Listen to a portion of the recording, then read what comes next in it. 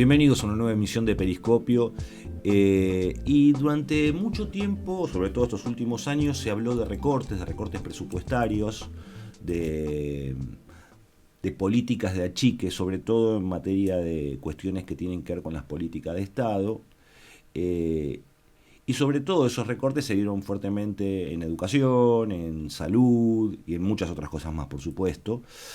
Y es la razón por la cual hoy vamos a charlar con Gabriela Dique, que es rectora de la Universidad Nacional de General Sarmiento, nuestra universidad, porque a veces el tema del recorte, la palabra recorte aparece quizás como un eslogan de campaña, más allá de que obviamente uno lo siente cuando va al cajero automático a cobrar, por supuesto.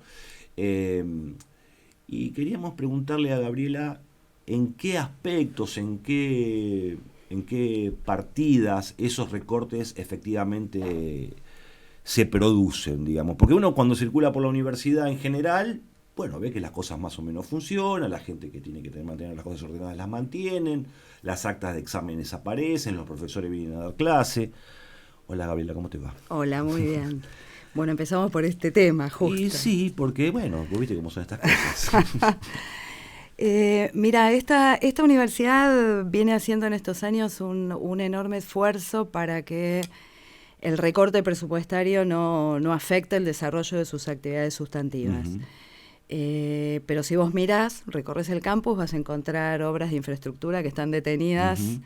en su desarrollo. Es el caso del edificio de la escuela secundaria, cuya ejecución quedó suspendida hasta nuevo aviso. Uh-huh. O el caso de un edificio que iba a estar destinado a talleres y laboratorios, que por el momento también es una obra que está suspendida y estamos viendo cómo se retoma.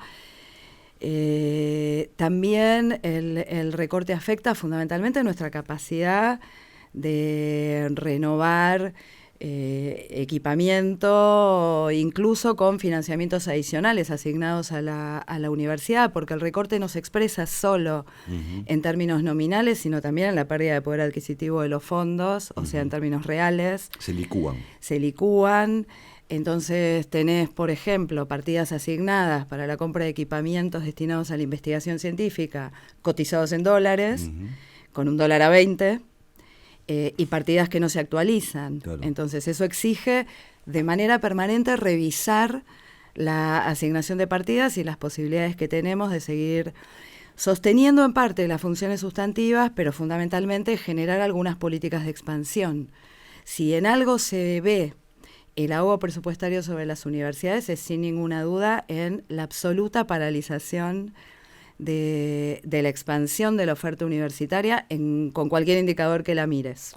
Hubo un montón de servicios, tarifas que tuvieron un sinceramiento o una actualización, o como quiera llamársele.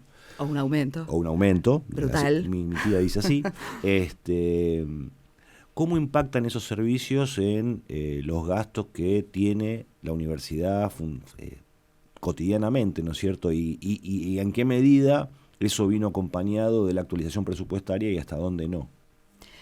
No, en realidad la actualización presupuestaria no acompañó en estos años ni los aumentos de tarifa ni las consecuencias de la devaluación. Si vos lo medís en términos reales, el presupuesto universitario de conjunto disminuyó alrededor de un 10% en estos años. En la Universidad de General Sarmiento no impactan de manera tan significativa los incrementos de tarifas, de servicios básicos, sino sobre todo otro tipo de servicios que debe sostener la universidad, que se ven impactados de manera indirecta por estos aumentos. ¿Hay números? ¿Vos tenés presente números? En algún momento circularon algunos números de cuánto se pagaba de luz hace 3 o 4 años y cuánto se está pagando de luz en estos meses.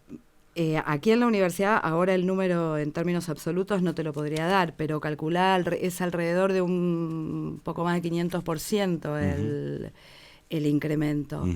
Entonces es evidente que esas cosas inciden en el modo en que distribuís tus gastos de funcionamiento. La universidad ya viene presupuestando estos años, previendo una proyección de incrementos de las tarifas muy por encima de lo que se prevé habitualmente y por supuesto de las previsiones de inflación del presupuesto nacional, y esto nos permite acomodar el presupuesto teniendo una gestión muy austera en términos de desarrollo, de despliegue de actividades nuevas. Esto es donde más se ve la restricción presupuestaria en universidades como la nuestra, que están en pleno desarrollo. Le iba a hacer la pregunta más adelante, pero voy a aprovechar y te la voy a hacer ahora, ya que estamos hablando de este asunto.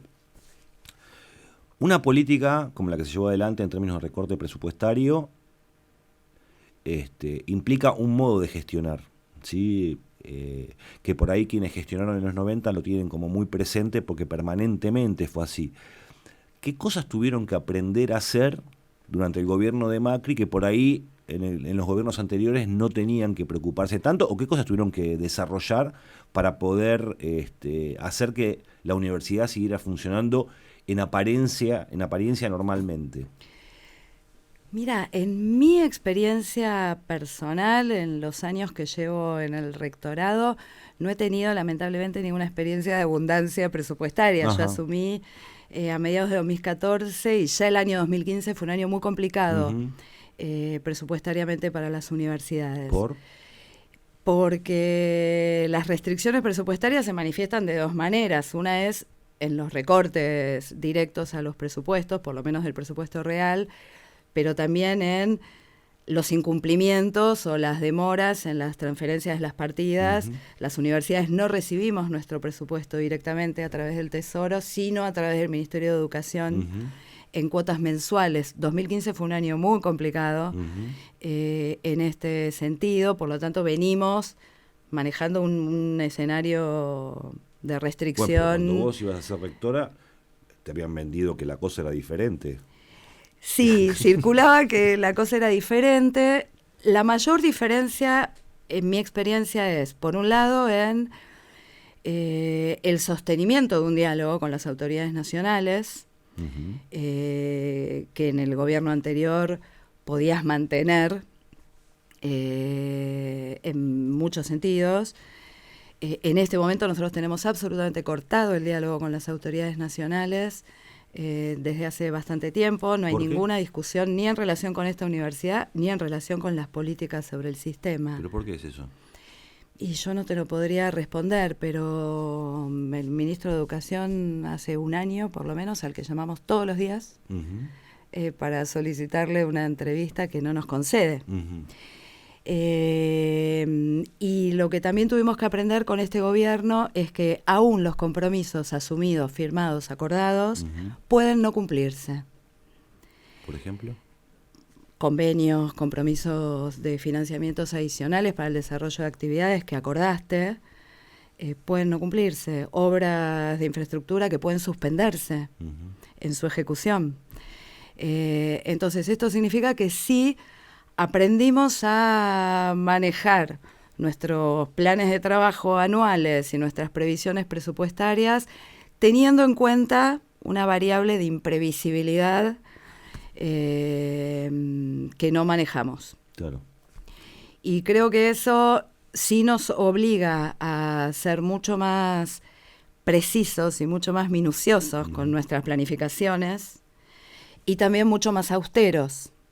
Aun cuando presupuestariamente puedas tener la disponibilidad de algún crédito para abrir alguna actividad nueva, siempre primero decís, bueno, pero habría que esperar a ver si efectivamente se cumplen todos los compromisos. Y siempre hay que tener un canuto por cualquier cosa. Y trabajamos con esa previsión. Por supuesto, las universidades, o una universidad como esta, que no genera recursos propios significativos, no tiene la posibilidad de tener una reserva presupuestaria con fondos que genere, pero sí podés hacer unas previsiones financieras que te permitan sostener el funcionamiento hasta tanto efectivamente puedas lograr que se efectivicen los compromisos. Esto es un lío, lo de la gestión en situaciones de pobreza, digamos, o de recorte.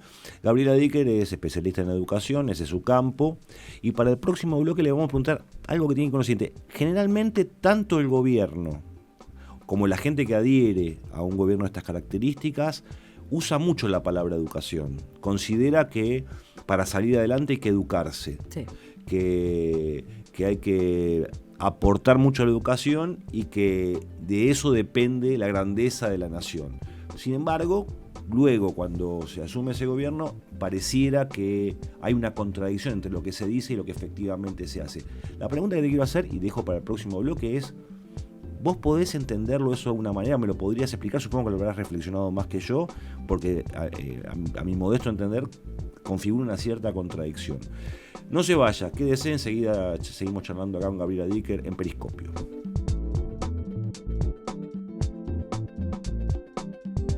Seguimos aquí en Periscopio con Gabriela Dicker, rectora de la Universidad Nacional de General Sarmiento, y había quedado la pregunta del bloque anterior con respecto a esta cuestión de la importancia que se le asigna a la palabra educación, y a veces más a la palabra que a la educación propiamente dicha. ¿Cómo se entiende eso? Yo no puedo entender. Se habla de la educación, de los ignorantes, de los que no saben, y sin embargo, cuando se asume el poder del Estado, se retira dinero de esta cosa que sería algo que nos llevaría al desarrollo. ¿Cómo lo pensás? Bueno, puede pensarse de muchas maneras. En principio, la educación, especialmente en contextos electorales, hablar de educación siempre viene bien. Uh-huh. En general condensa sentidos positivos, sentidos de futuro. Así que es esperable y es lógico que este sea un caballito de batalla. Yo creo que en particular, en relación con este gobierno, primero, aparece con toda claridad, y su ausencia resonante lo demuestra, que para este gobierno la educación no es un derecho. Uh-huh. No es un derecho universal, está claro. Nadie habla de derecho no en el Estado Nacional, es una palabra que no se menciona. Entonces, en principio, la alusión a la educación aparece vinculada con algunos efectos que se supone que tiene. Un efecto con el que aparece muy asociada últimamente en el discurso es con algo así como la convivencia social. Para decirlo en su revés, el problema de la seguridad se resuelve con más educación. Y la otra cuestión con la que aparece asociada en el discurso oficial la cuestión de la educación es con una imagen de futuro un poco banalizada, ¿no? Un futuro en el que habría, por un lado, pura pantalla. Uh-huh. El futuro está hecho de tecnologías digitales. Con esto se ligan los anuncios de este gobierno como si fuera la política educativa de este gobierno, que se empezó a enseñar robótica en sala de 4 del nivel inicial. Uh-huh. ¿No? Un niño de 4 años está claro que no aprende robótica, uh-huh. Pero se pone en esa intervención una imagen de una preparación para el futuro a la que este gobierno estaría colaborando. La cuestión del futuro es muy útil en el discurso político. Primero porque la educación siempre está ligada al futuro. Por más pruebas de evaluación que hagas, la calidad de la educación, la relevancia de la educación que ofrece una sociedad, solo tendrá su prueba de si fue tan relevante efectivamente en el futuro. Uh-huh. Siempre es un tiro adelante la educación. Y por lo tanto es prácticamente incomprobable. Uh-huh. Inventan un futuro en el que te decía, es un futuro aparentemente digitalizado, donde el acceso a la cultura solo viene dado, y el ingreso al mercado de trabajo, uh-huh, por la familiarización con las tecnologías informáticas, y por otro lado un futuro de incertidumbre. Uh-huh. Entonces, en ese futuro de incertidumbre, el que va a ganar, este es el discurso oficial, creo yo, el que va a ganar es el individuo que estemos preparados, que tenga más herramientas para moverse individualmente, uh-huh, en un futuro de incertidumbres en el que además nadie garantiza los derechos de nadie.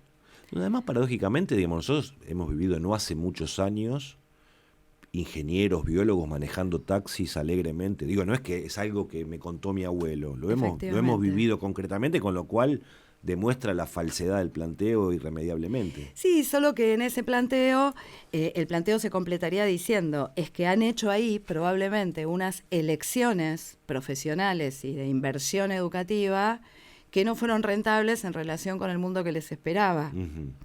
Entonces, la evaluación de la eficacia, la relevancia, la rentabilidad de la educación que recibís se va depositando en los individuos y en las familias, de modo tal que el Estado lo único que tiene que hacer es ofrecer una especie de estantería de recursos donde los más hábiles, los que lean mejor, cuál es ese futuro, puedan ir adquiriendo lo que necesitan. En ese contexto, la lógica del sistema educativo nacional, que es, te diría, una lógica de la oferta, lo que hace es plantar una oferta, no esperar a ver qué demandan los individuos, es una lógica contradictoria. Y eso explica probablemente que, aún bajo toda la retórica educativa, el presupuesto nacional haya bajado en términos reales casi un 20% claro, entre 2016 y 2019. Eso explica también que se sostenga un discurso basado en la formación en tecnologías informáticas y en la cultura digital, y el presupuesto del Ministerio de Educación destinado al sostenimiento de políticas digitales haya bajado nominalmente. Claro. Es impresionante. En el último año. Y ahí hubo también en el inicio de este gobierno una vinculación entre el sistema, sobre todo el sistema universitario, y la corrupción, digamos. Hubo tapas de diarios, sí, un intento de construir, sí, claro, no sé hasta dónde el intento, digo, eso lo podrás mensurar un poco mejor vos. ¿Cómo lo evaluás?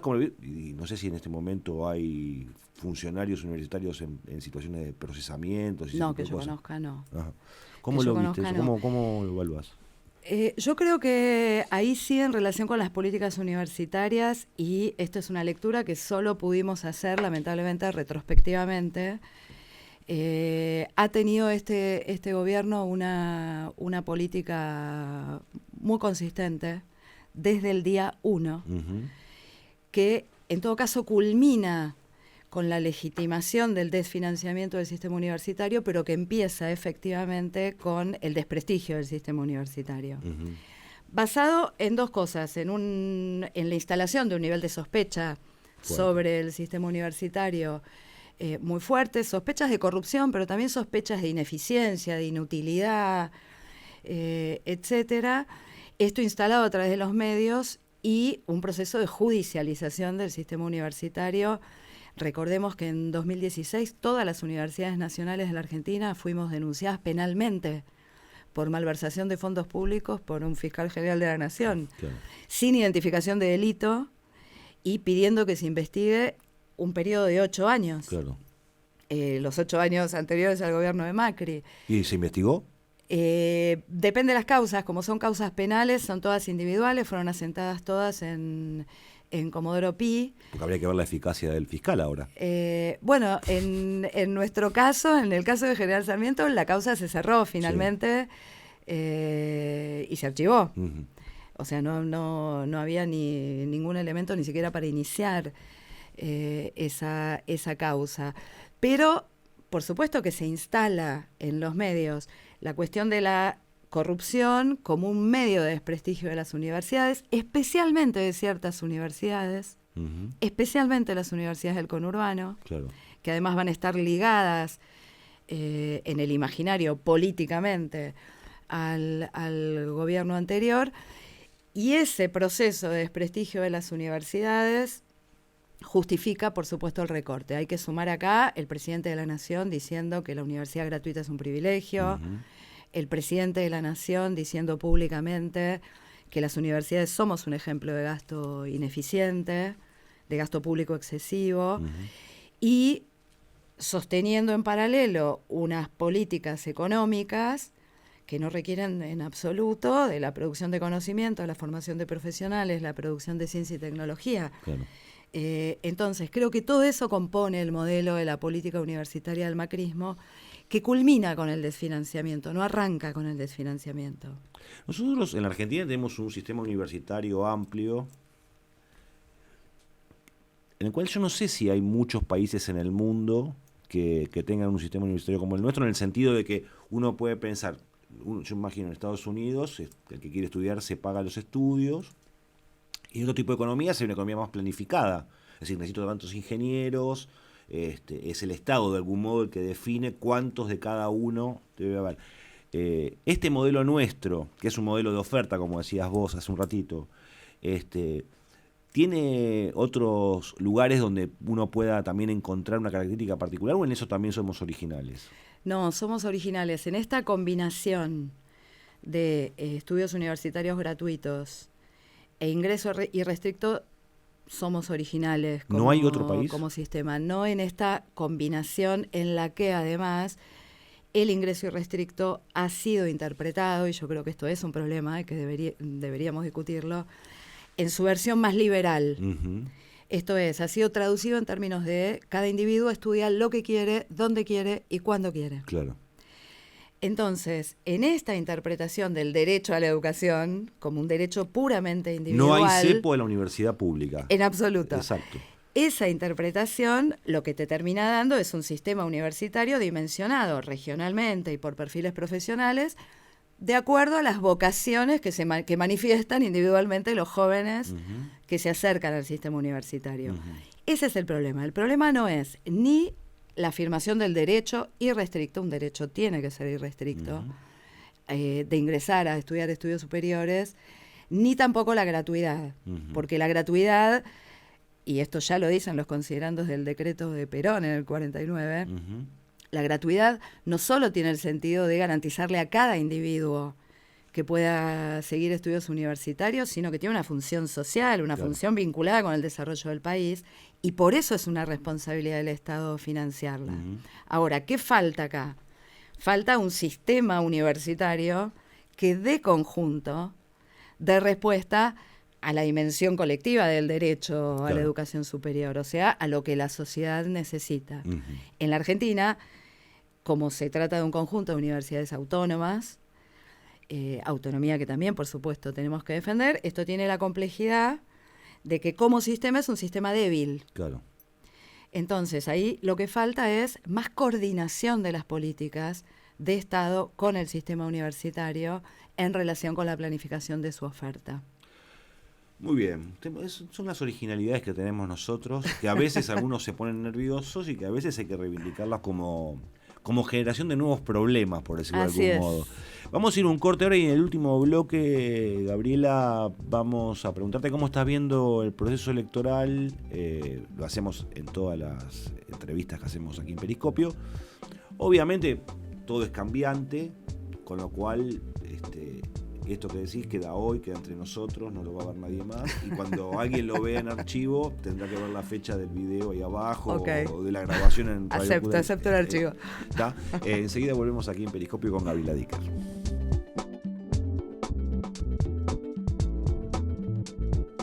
Seguimos aquí en el tramo final de la entrevista con Gabriela Dicker en Periscopio. Y bueno, llegó el momento de la pregunta, ¿cómo estás viendo este año electoral que se está desarrollando en nuestro país hasta ahora? Con muchas novedades, con muchos cambios, muy flexible. Muchas novedades, muchas sorpresas. Uh-huh. Yo creo que es un proceso electoral que en principio veo con cierta esperanza y en el que están con claridad expuestos modelos de la Argentina contrapuestos, claramente contrapuestos, uh-huh. creo yo.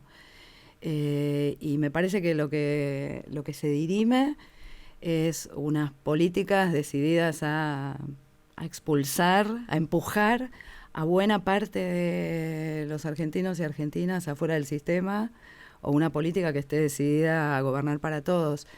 Y la verdad es que más allá de las cuestiones de campaña, digamos, uh-huh. y el modo en que cada uno de los espacios procesa sus propios discursos y los comunica, y además, más allá de la violencia que se está viendo en esta campaña, yo confío en que la ciudadanía pueda reconocer uh-huh. Esas diferencias, ¿no? En un país que está dispuesto a expulsar a la mitad de su población o a someter a la mitad de sus niños y niñas a la situación de pobreza, uh-huh. creo que no puede vivir nadie.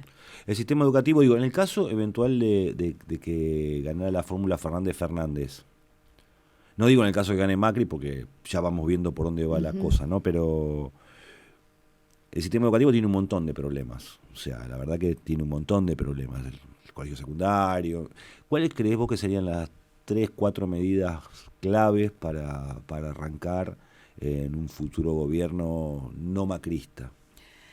Yo creo que ninguna política educativa puede pensarse sin reconocer como punto de partida que la mitad de los menores de 17 años en este país son pobres. Porque son los sujetos de la educación obligatoria en este país y porque la experiencia del 2001 ya lo muestra, aun cuando crecen los indicadores de pobreza infantil, siguen creciendo la tasa de escolarización. Esto es, si en alguna institución están los chicos, es en las escuelas.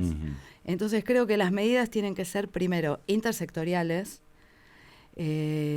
Como dice Terilli, cuando el derecho a la educación está vulnerado, están vulnerados otros derechos. Por lo tanto, no podés pensar con la mitad de los chicos en la pobreza o el 30% en la indigencia. En la provincia de Buenos Aires, en el conurbano, es el 63% de los chicos está bajo la línea de pobreza, en que tu medida de gobierno va a ser enseñar robótica a los 3 años, realmente. Entonces, tiene que haber medidas intersectoriales que conciernan a un conjunto de políticas sobre la infancia y volver a dotar de recursos materiales que generen condiciones para aprender. Creo que eso involucra tanto las cuestiones de infraestructura, de equipamiento, etcétera, como las condiciones en las que los docentes llevan adelante su trabajo. Lo más dañado claramente siempre está en esa base del sistema. ¿Y en términos universitarios? En términos universitarios, yo creo que hay que restituir con urgencia algo que establece la Ley de Educación Superior, y es el espacio de definición de políticas para el conjunto del sistema. Y el espacio es un espacio que, dice la ley, debe coordinar iniciativas del Estado Nacional con los órganos de coordinación de políticas que nuclean a las autoridades de las universidades, tanto públicas como privadas. ¿Y eso cómo se llama? Consejo de Universidades. ¿Y funcionó en algún momento? Viene funcionando, pero no son los espacios en los que se discuten las políticas sobre el conjunto del sistema. Esto es, se ha desintegrado la idea de que el Estado Nacional tiene que generar políticas para el conjunto del sistema universitario y se han debilitado los órganos en los que un conjunto de instituciones autónomas resolvemos qué es lo mejor para todas las instituciones. Si no restableces eso, creo sinceramente que va a seguir girando en falso la política universitaria. La otra cosa es definitivamente terminar con un ciclo que no se inició con este gobierno, pero se profundiza en este gobierno, profundiza sus efectos, que es el de la distribución discrecional, absolutamente discrecional de los recursos, de acuerdo con las simpatías políticas del caso. Bueno, Gabriela Dicker estuvo con nosotros aquí en Periscopio, te agradecemos mucho que estés aquí con nosotros y seguimos aquí en Periscopio, no se vayan.